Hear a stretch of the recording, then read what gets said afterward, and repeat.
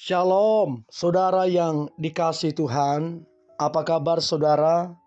Saya berdoa saudara dalam keadaan baik, selalu sehat, kuat, dan serta berlimpah dengan berkat-berkat Tuhan. Firman Tuhan datang kepada kita hari ini. Rencana Tuhan selalu yang terbaik. Sebelumnya, marilah kita berdoa. Tuhan Yesus yang baik, kami mengucap syukur atas kasih-Mu, atas kemurahan-Mu di dalam kehidupan kami. Kami percaya rencana Tuhan adalah yang terbaik. Dan hari ini kami akan merenungkan firman-Mu. Urapi kami Tuhan, agar kami mengerti rencana-Mu, terlebih kami menjadi pelaku firman-Mu. Kami sangat percaya hidup kami pasti diberkati dan menjadi berkat. Di dalam nama Tuhan Yesus, kami dengarkan firman-Mu. Haleluya. Amin. Rencana Tuhan selalu yang terbaik. Saudara yang dikasihi Tuhan, Yesaya 55 ayatnya yang ke-8 berkata demikian. Sebab rancanganku bukanlah rancanganmu, dan jalanmu bukanlah jalanku. Demikianlah firman Tuhan. Saudara yang dikasihi Tuhan, sebagai manusia yang penuh dengan kekurangan serta kelemahan, kita sering tidak mengerti jalan-jalan Tuhan serta rancangan dan segala rencananya yang ajaib atas kehidupan kita. Banyak dan seringkali orang-orang Kristen, bahkan di antara kita yang sudah menjadi Kristen itu puluhan tahun, tetapi tetap saja kita ini seolah-olah berada di dalam lembah kekelaman yang sangat kelam, banyak masalah, kesulitan, pergumulan hidup, apalagi masa-masa sulit yang kita sudah lewati, yaitu COVID. Seolah-olah kita ini ada di dalam kelam yang begitu kelam, yang begitu gelap, dan kita terbatas untuk mengetahui jalan-jalan Tuhan serta rancangan dan rencananya.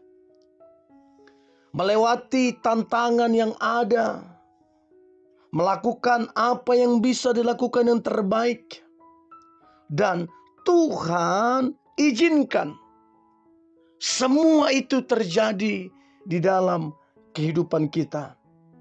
Saudara, perlu kita ingat, perlu kita catat dengan baik. Hidup di dalam Tuhan tidak selalu menjamin bahwa hidup kita itu penuh dengan kenyamanan, penuh dengan kelimpahan. Segala sesuatu Tuhan izinkan untuk menggenapi rencananya atas hidup kita. Untuk itu saudara, jangan salah menilai. Mengejar perkenanan Tuhan jauh lebih penting daripada menangisi keadaan. Mengejar keinginan hati Tuhan jauh lebih penting daripada memikirkan masa-masa kelam. Karena Tuhan punya rancangan, punya desain atas hidup kita, bahkan akan membawa kita lebih daripada pemenang. Yeremia 29 ayatnya yang ke-11 berkata demikian. Sebab aku ini, kata Tuhan, mengetahui rancangan-rancangan apa yang ada padaku mengenai kamu. Demikianlah firman Tuhan, yaitu rancangan damai sejahtera dan bukan rancangan kecelakaan, untuk memberikan kepadamu hari depan yang penuh harapan. Saudara yang dikasihi Tuhan, kita harus terus percaya bahwa selalu ada pengharapan di dalam Tuhan, dan pengharapan kita itu tidak pernah mengecewakan. Untuk itu, saudara yang dikasihi Tuhan, tetaplah melakukan hal-hal yang terbaik di dalam situasi dan kondisi saudara. Tetaplah hidup di dalam firman Tuhan, karena Tuhan sendiri telah berjanji untuk memberi kita masa depan yang penuh dengan pengharapan. Saudara, saya tidak tahu seberat apa situasi yang saudara hadapi sekarang ini. Saya nggak tahu seberapa banyak, seberapa besar kegagalan yang sedang saudara alami. Tapi pesan saya, jangan pernah menyerah, karena semuanya belum selesai. Rancangan, rencana Tuhan masih terus dikerjakan di dalam kehidupan ini. Yang perlu kita ketahui, selama kita mau mempercayakan kehidupan kita kepada Tuhan, maka seperti pemazmur berkata, Pemazmur 37 ayat 24 berkata, apabila ia jatuh, tidaklah sampai tergeletak, sebab Tuhan menopang tangannya. Di dalam menjalani kehidupan ini, seringkali kita terjatuh, bahkan tidak sedikit orang melupakan Tuhan. Pesannya adalah segeralah bangkit, berbaliklah kepada Tuhan, dan yakinlah bahwa Tuhan tidak membiarkan kita sampai jatuh tergeletak, sebab Tuhan menopang kita dengan tangan kasih-Nya. Yesaya 41 ayatnya yang ke-10. Janganlah takut, sebab aku menyertai engkau.